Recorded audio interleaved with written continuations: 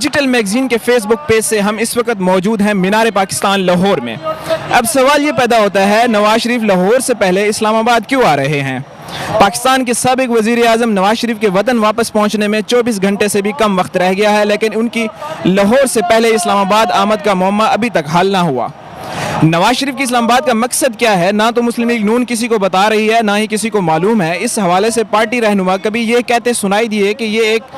تکنیکی لینڈنگ ہوگی، کبھی کہا گیا کہ سفر کے دوران پیوند لگایا جائے گا، کبھی اسے قانونی تقاضا قرار دیا گیا، لیکن تاثر یہ بھی دیا گیا کہ نواز شریف کی اسلام آباد میں بھی اہم ملاقات ہو رہی ہے، لیکن نون لیگ اس کی بھی تصدیق نہیں کر رہی۔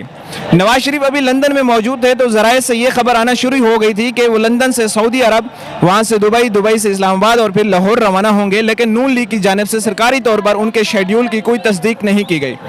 جو بات کی جاتی رہی ہے وہ یہی تھی کہ نواز شریف شام 5 بجے کے بعد